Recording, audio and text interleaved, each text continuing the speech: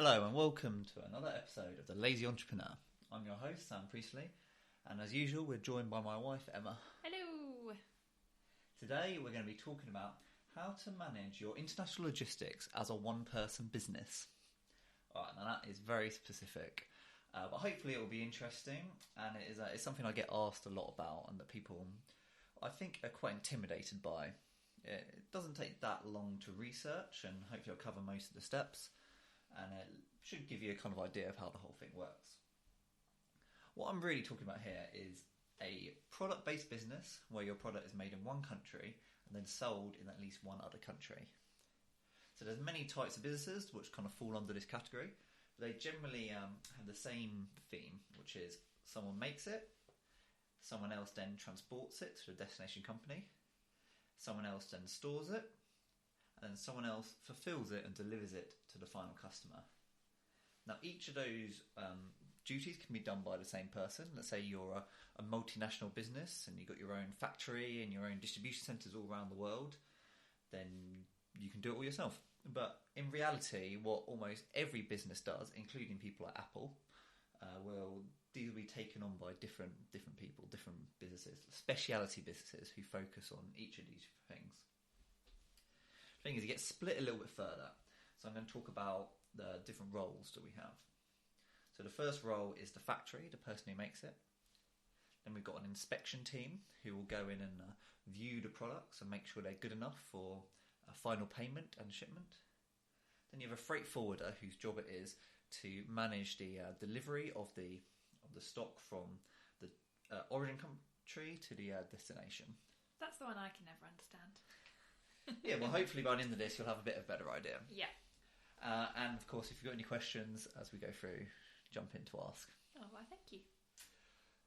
Now, there's another role which is kind of often tied up with a freight forwarder, and that is the customs broker. They're the one who negotiate your products through customs and duty in both the leaving country and the destination country. Normally your freight forwarder will also do your customs broking, but sometimes they are separate, especially if you're using, say, an international freight forwarder, but you're dealing with quite complicated countries, which we'll talk a bit more about in a bit. Then once it's in the destination country, you'll have a warehouse where it's kept, and you'll often have some sort of prep that's required with the products. So like packaging or labelling or... Yeah, so a bunch of things. Let's say you've got multiple products and you're putting it into a gift box. They might be coming from different countries, different factories. They'll get to a central point and then they'll get packaged together to be sent on to the final customer. Yeah. Or it could be... we'll talk about that a bit more in a bit because I'll go into more detail. And then finally, you've got the final fulfilment to the customer. Customer could be a person, such as, let's say you sold an item on Amazon and then receiving it. It could also be a business. Say you sold a pallet full of something to John Lewis, or you're or sending a crate of gin to a bar. Yeah. All right, let's dive a little bit more into these things, and I'll talk a little bit about kind of common questions people have and your different approaches to them. Let's talk about a factory. Now, what I'm kind of assuming here, but it's not always the case, is that you're dealing with a factory in a different country to the one you live in. If it's in the same country you live in, it might be fairly easy for you to go and visit the factory or to do a little tour around potential factories to try and find the one that's right for you. But generally, that's not the case, either because they're a long way apart, even if they're in the same country, or if they're in a completely different country, it could be prohibitively expensive to fly out there. And what we often find with these sort of small starter businesses is that it's cheaper to produce your first lot of products with a factory than it is to fly out there and speak to them. So, for instance, you could produce, say, 500 products or something as an initial starter for £2,000 or £3,000. That's probably what it might cost you to go out there and actually start looking around and trying out different factories. And often what we find, especially if you're dealing with places in India or China, is that actually going out and visiting them isn't particularly useful anyway, because if they're dodgy, they'll put on a show for you and might even take you to a factory that isn't theirs. Yeah. So it's quite common that when sort of Westerners will go out to China or India or places like that, they'll meet their rep who they've been talking to, and the rep isn't actually associated with the factory and is more like a salesperson, and he'll take you to the most beautiful looking factory he has that he's linked to, and then might actually outsource your stuff to another factory. And then the other reason is that there's often big language barriers. You'll be going out to kind of rural or industrial parts of China where there really isn't any English speakers, and you'll be very much reliant on whoever your contact is. And often these factories, they'll have a front person who you can communicate with in English, but their English will be very bad. And actually, you'll get further by talking to them via Skype messaging or WhatsApp or something like that than you will actually speaking face to face, because they can go back and Google Translate things. And also getting used to communicating with people like that will serve you well as you go forward, because because chances are you're not going to fly out there every few months to speak to them. You'll be mainly communicating through technology. Yeah. Well, how do you find a factory? I mean, there's lots of ways, and I don't really want to talk about it too much, but you can use stuff like Alibaba or just Google and contact them. Generally, what I like to do is contact a few different places, find ones who talk about pricing, get an idea of pricing first, because that is often the thing, pricing and minimum order. Yeah. Because some places might have 100,000 unit minimum order, which is complete makes the waste price of time. ridiculous. Yeah. Yeah, which that's not a risk I want to take. I don't want 100,000 units. I want 500 units, something like that. Yeah. And then also talking about price, because some people sometimes want you to get you committed and have to spend money on prototypes, stuff like that, only then to tell you kind of the final price. You probably won't get the final price, but what you will get is a general range, which you can then refer back to later or during your end negotiations. Generally what I then do is ask for samples. There's normally multiple levels of samples. So the first level will be getting just their kind of stock product, which often places will send you for free or just at the cost of shipping. Be wary, some places will charge you loads for this. They might say it's like £100 to send you one t-shirt or something like that. It's up to you whether you think it's worth it. But on the other hand, a lot of places will just send you stuff out for free. If places do want to charge me a lot for just their base product, what I'll probably do is instead get them to make a prototype of the product that I want, because you want to see that they can they're not just taking something else. Yeah, you want your customization. Yeah, you want your branding, your colours, your fonts, etc. So if it's prohibitively expensive just to get their like stock items, it probably won't be that much more to get them to create your own personalised version of something. Whereas places who'll send you the stuff out for free when it's just from their stock will charge you for doing the prototypes. So it's something to go through, and eventually you will want to be doing the prototypes before placing a big order.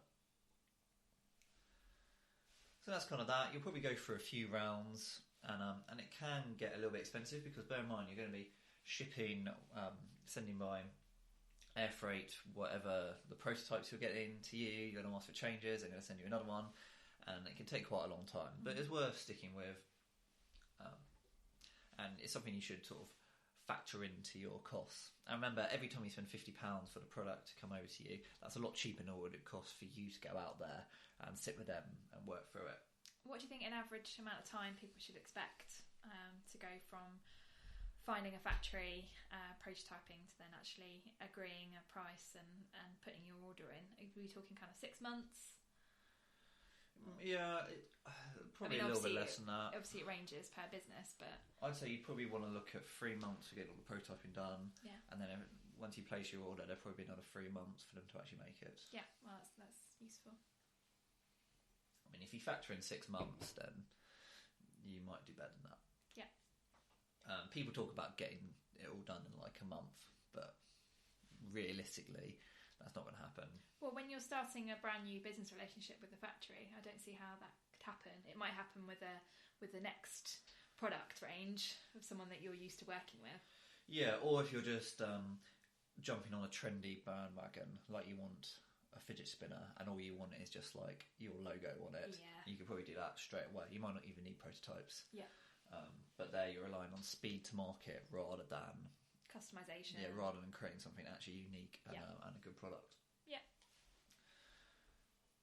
Alright, so let's talk a little bit about the other issue people have with factories, which is how do you pay them? You're dealing with somewhere you've never been, you're dealing with people in maybe in China or Pakistan or the Philippines, somewhere, a country you've never been to before, you don't know much about their culture. What do you do? And there's loads of different ways.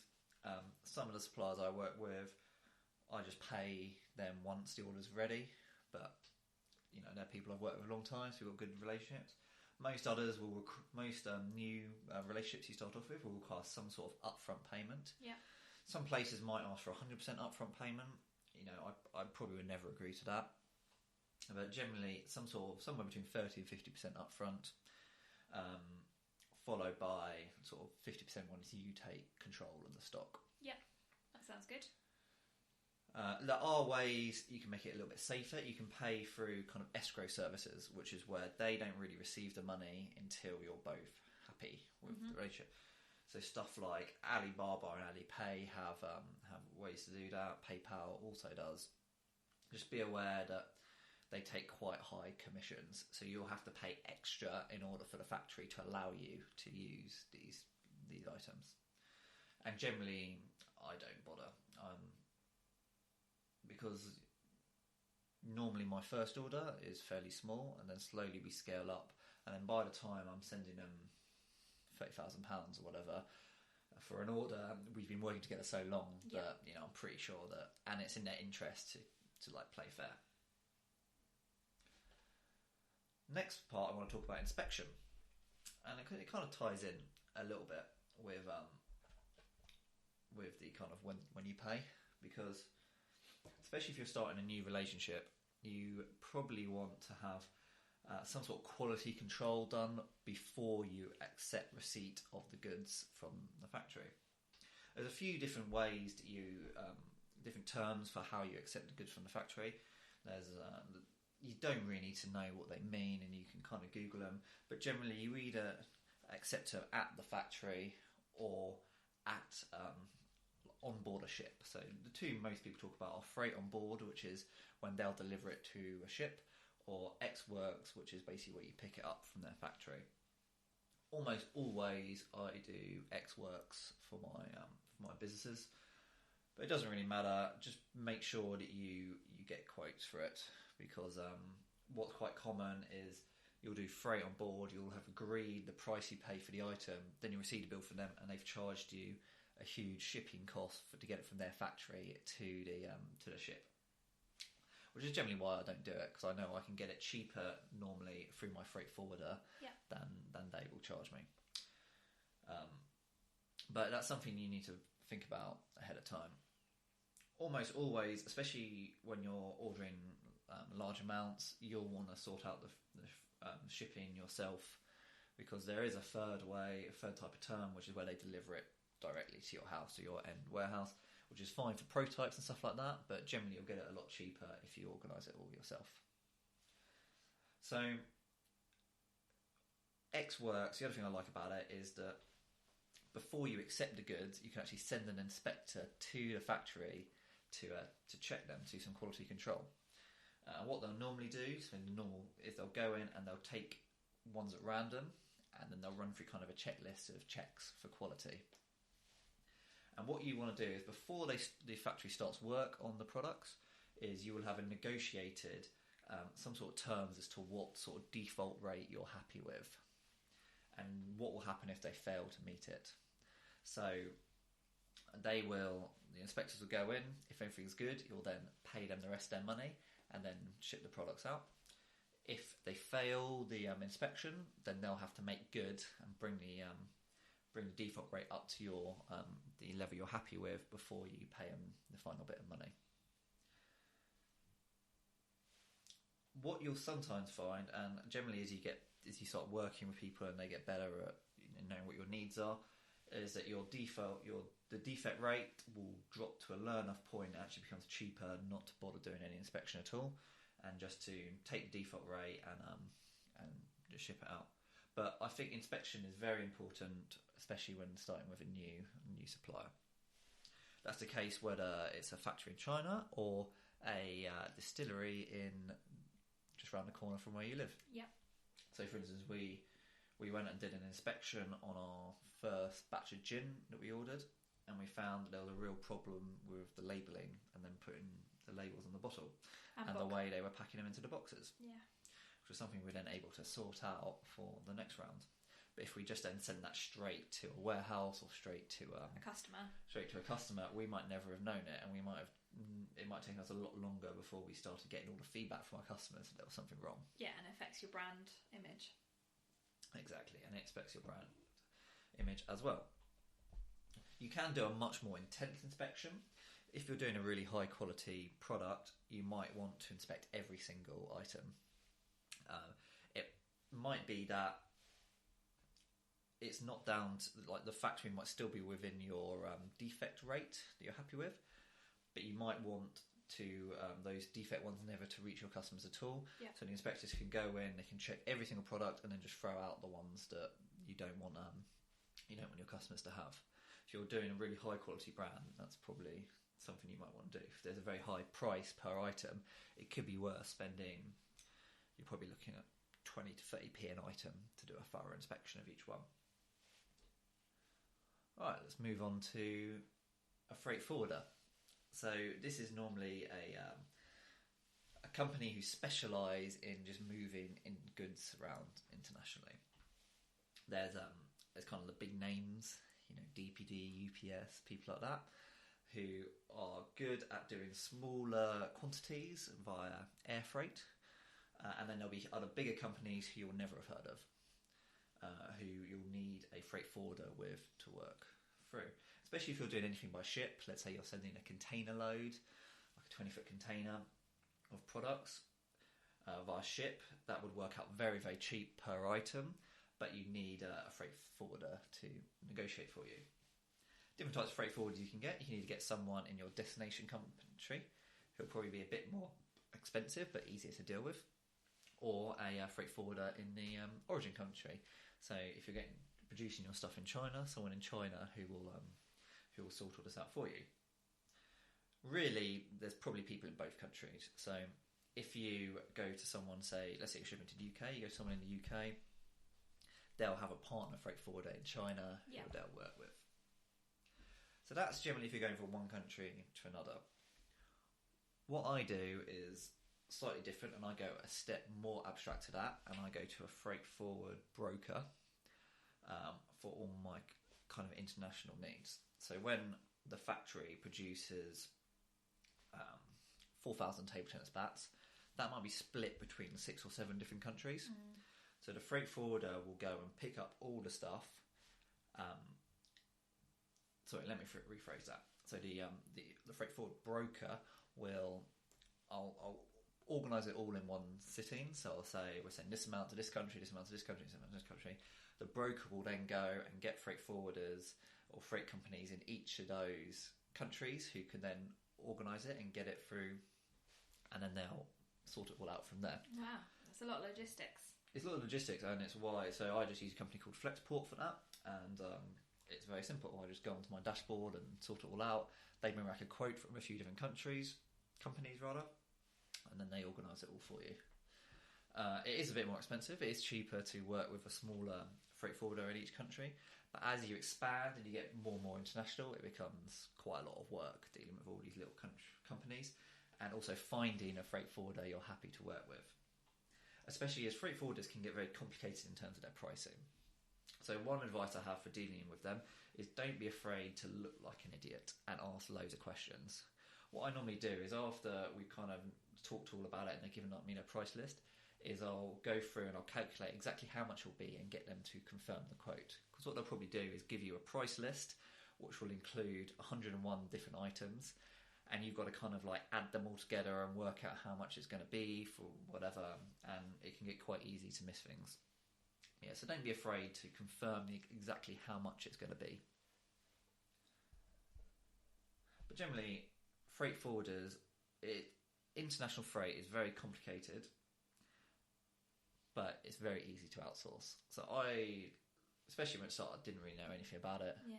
But you're just paying someone to do it for you. How did you select your freight forwarding company? Initially? Did you do a lot of research? Are there like reviews online? Yes, there are. Yes, but it's a very old-fashioned style business. So it's very much terrible websites, speaking to people in person, talking on the phone. I think when I first started, what I did is I posted on a forum. I can't remember what it was. Maybe UK Small Business Forum or something like that. And I asked for, can someone organise this? At the time, I wanted them to send it to an Amazon FBA warehouse, and this was before Amazon before that was a well-known route. Yeah. So I needed someone who could transport from China and then prep it in a certain way that'd be acceptable for Amazon, and then deliver it to Amazon, who had very strict delivery requirements. And someone responded to me on this forum and said I can do it, and we started working with them. Nowadays, and then eventually I moved to Flexport, who's kind of just the best known international one. They're a Google-backed startup who received a lot of money, and they've basically made technology. They basically brought sort of the web to freight forwarding. That's cool. So now it's all just like an online dashboard where you put everything in, it saves everything, gives you kind of live quotes. Which is very you. Just like me, I don't need to talk to anyone. On the phone, yeah. Don't need to talk to anyone on the phone, don't need to kind of, negotiate. It's very much, there's no negotiation, you just get your price. Yeah. So yes or no. Blah, blah, blah, blah. Freight forwarding, the other side of freight forwarding is customs brokerage, which is often, I'm going to kind of put them two together. Yeah. And so someone like Flexport or your freight forwarder will be able to sort it all out for you. And the real nice thing about this is that each country has a very different requirement for what it takes to kind of get your stuff in there. What licenses you need, how you need to submit all the reports or whatever. And having a good freight forwarder will just do all that for you and tell you what you need to do. Is that what happened in India? My favourite story. So India is the most bureaucratic place I've ever dealt with, and getting the stuff, our stock into there was an absolute nightmare. That was a case, which is something I was going to talk about in a second, which was that if anything goes wrong, having a good freight forwarder, they can sort it all out for you. Yeah. So with India, what happened was, so the way I normally do it is I don't bother doing much research into the countries. I'll just say, send my freight forwarder, a request saying, can you send this number of stock to this country? Yep. And they'll give me a quote. So normally they just give me a quote and then they tell me what I need to do. So and it's all very straightforward. It's very straightforward. In the US, I'll say, there's two options. You need an import bond, or you need this thing or that thing. Here's your choices, how much it costs, blah, blah, blah, blah. Just, with the UK, I needed to send an email to a government agency to get like an importation number, blah, blah. But the freight forwarder tells you all that. Yeah, that's really good. With Canada, there was something else I had to do, blah, blah, blah, blah. With India, they said, India is a hugely difficult bureaucratic thing. So before we give you any quotes, let's sort all this out. We need A, B, C, D, E, F, G, up to Z, or however many documents we needed. But even then, we did all that. And even then, when it arrived in India, there were issues. So we thought we had everything.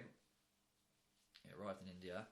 And the first problem we had, there was a bunch of problems. The first one was that we needed to have stuff stamped with our company stamp. And we hadn't, we just signed it. But what do we do now? We don't. Like, who has a company stamp? We don't have a company stamp. So, our freight forwarder told us about this. And then we eventually got some friends out in India to go and make a stamp for us and stamp the document, blah, blah, eventually solved it. But there was a few other things like that where there was issues in India or moving between state lines in India that the freight forwarder was able to fix that we probably wouldn't have been able to do if we'd been trying to navigate it ourselves, which is good. And stuff does happen, like your stuff can get stuck in customs and be inspected by customs agencies or whatever, and your freight forwarder is good at dealing with all that. So as I say, just kind of outsource it.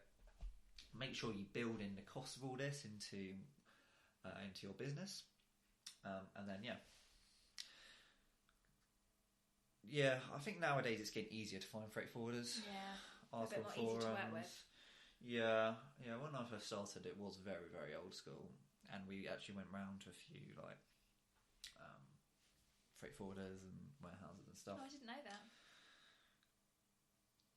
The only other thing to about freight forwarding is generally you have two choices, which is sea freight or air freight. Sea freight is very cheap, but it takes a long time. So, say we ship from China to the UK or China to USA, you're talking 6 to 8 weeks, and it often gets delayed by a few weeks. Like there'll be a storm somewhere, and your ship will get lost at sea or whatever. Oh, it sounds so old school, It doesn't sounds it? old school. It just takes a long time. Yeah, but that's why it's cheap. And you're paying pennies. So if you see the cost breakdown of shipping by sea, let's say our quote might be $1,500 for a shipping container. Of that, the actual sea freight will be like $400, and the rest will be like the paperwork at this point, taking it off the thing, the final delivery to this place. And actually, the on the ship part is really, really cheap. The other way to go is via air, which takes only a few days, and is actually how I do pretty much everything nowadays. It's a bit more expensive, but it means that your logistics and your cash flow is much easier to manage. Yeah. Generally, I prefer simplicity, and that's how I do it. But with something like Flexport, they'll give you a quote for both, and then you can weigh up, is it worth spending whatever 30% more in order to send it by plane, but have it there in a week, as opposed to be sitting here for 2 months waiting for it to arrive. Alright, next step is warehousing, actually keeping it. Again, it's something you can do yourself. You can keep it in your garage or whatever. This is something that you can use like Amazon FBA for, which is Amazon's Fulfilment network, where you'll store it in their warehouse, and then they'll, whenever someone orders something on Amazon, they'll deliver it. Or it's something you could go to a completely third-party company for. For instance, a lot of people use Amazon FBA nowadays, including me. It's a very popular fulfillment service. But what they do have is very high long-term storage fees if you keep your stock in there for 6 months or more. So what people sometimes do is they'll store their bulk in another warehouse, which is very cheap storage costs. And then when they're ready to put it into Amazon, they'll just send smaller amounts to Amazon. If you're doing so with our gin, for instance, we do a lot of wholesale, which isn't very good for Amazon. So we will take an order in person, say via email, for 6, 12, 18, 24, 100 bottles of gin. And then I can just go onto our warehouse's online thing and put that in, and then they'll send it out in boxes. Super easy. Super easy. And if I have something very specific, let's say we're delivering to someone like Masters Malt, for instance, who require their order number printed on all boxes, then I can get the warehouse to do that. Whereas if it was in something like Amazon FBA, they wouldn't do that. No, they wouldn't do any customization. And you'd be paying a lot because they charge you a per item delivery rather than the lot as a whole. Yeah, I mean, it's B2C rather than B2B. Definitely. The other reason sometimes people have like a third-party warehouse that's not really linked fulfillment is for prep. We talked a little bit earlier about if you've got stuff coming from different factories in different countries, you might have a central location where they can be packed together. If you're doing something like subscription boxes, you'll be receiving products from all different places, and you need them packed nicely into one box and sent on. Yeah. A classic example of this is with bottles. So with our gin's an example. So in order for them to take our bottles in an Amazon warehouse, they need to be packed in individual boxes with what are called air packs. They're kind of like a blow-up thing Inflatable. around it. But they take up a lot of space. Yeah. So it works out a lot cheaper to... I mean, we actually produce it near us in the UK, the gin, but let's say we produced it in China. Yeah. It'd be cheaper to store all the bottles on a pallet and then send the pallet to a warehouse in the UK, and then that warehouse to prep the bottles into these individual boxes and then send them to Amazon. Yeah, I mean, I remember one of the requirements was that you'd be able to drop the box from a certain height and it wouldn't smash. From 2 meters on all four corners. Yes. And the bottle still to So be alive. it's very specific. It's very specific, and it's quite, in order to package it in that way and ship it internationally would be a real pain. Yeah. Another reason to prep is for stuff like, when I first started with Amazon, they required certain labels stuck on things for different types of stuff. That's quite important. There might be different hazmat and thing requirements depending on what your products are, or electricity requirements or whatever that your customers might need. And if you make a mistake, and you've waited 6 weeks for it to arrive by ship from China, what are you going to do about it? Yeah. Well, the easiest thing is to find a prep service who will then go through and change everything for you. Yeah. So fixing your mistakes. Also, if you have a really high value item then that you're selling, then having another quality control service at this point is also quite useful. So originally when we started doing table tennis bats and we weren't too sure about the people we were working with, we would have our prep service go through and do a quality control on every item. They would, so for instance with our cases, they would open and close a zip of each one. Yeah. They would bend it and see what happens. They would look for scuff marks, all that kind of stuff. Now that we've evened out a lot of our issues with stuff like that, now the factory is good enough at producing stuff that we want to our requirements that we no longer need that and can save money at that point. So you had inspection at the warehouse, at the factory as well as. So we had full quality control Wow. at the warehouse in the destination country, and that is because a lot of damage happens during transit.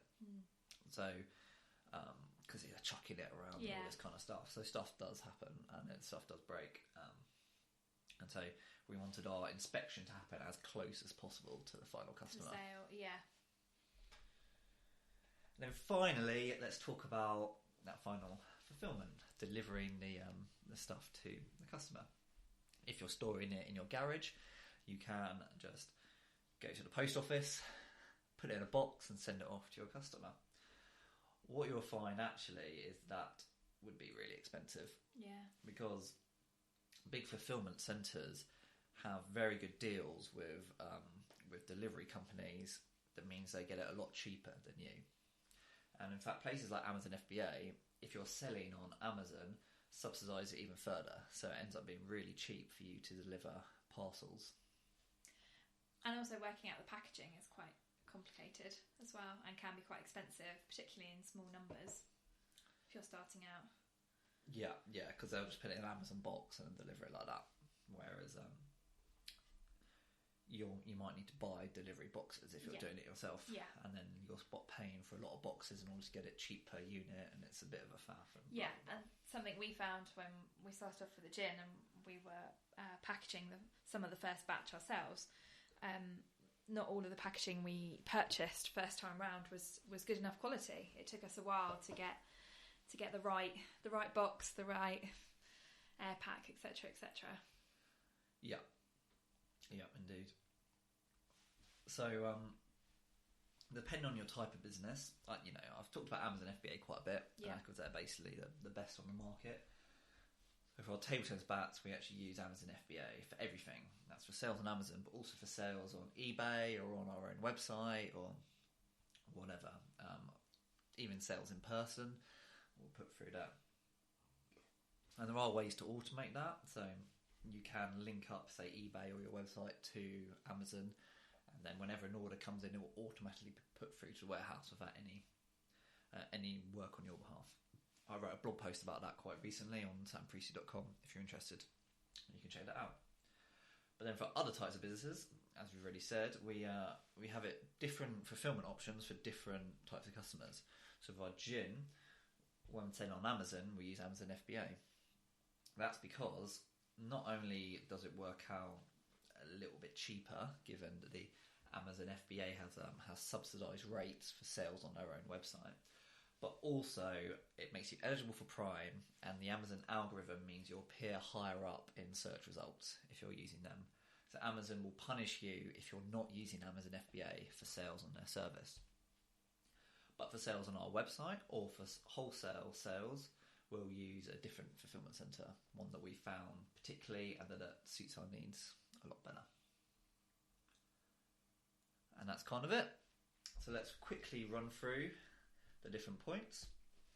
So someone makes it, you find a factory, and you negotiate with them how they're going to, what the payment terms are, what the minimum orders are, what the price per quantity is. You make sure that you have some way to inspect or quality control, and then you go for it. You don't worry too much about having to visit them, because you'll probably find it cheaper just to order that first lot, and then if it doesn't work out, it doesn't work out. It's cost you less than the flight. If you fly over there and it doesn't work out, it still costs you the flight. Secondly, you need someone else to transport it to a destination country. If you're only dealing with one country, you're probably best looking for a small freight forwarder who will be very affordable and you can talk to and work with you directly. If you're shipping to lots of different countries, then a bigger broker, like we use, someone like Flexport, works well. Then in the final country, you need somewhere to store it. If you're just reselling on Amazon, then Amazon FBA is the kind of no-brainer. If you're doing other wholesale or doing a lot of other types of orders, then you probably want to find a different warehouse to do that. Or if you're dealing with large quantities and you're worried about the long-term storage fees at Amazon, then finding a third-party warehouse to store stuff for you is a bit of a must. Then finally, you need someone to deliver it to the final customer. Again, if you're using Amazon FBA is very good. Or there are a whole host of other fulfillment options. And you can read lots of options on my website you can look at. Or if you've... But if you're kind of at a loss or you're just starting out, I recommend just using Amazon FBA to begin with, because it's easy and simple. And then slowly as you build up your business, you can start cutting costs. And one way you might cut costs is by finding another fulfillment partner, another type of warehouse. Can I ask a question? Yeah, go for it.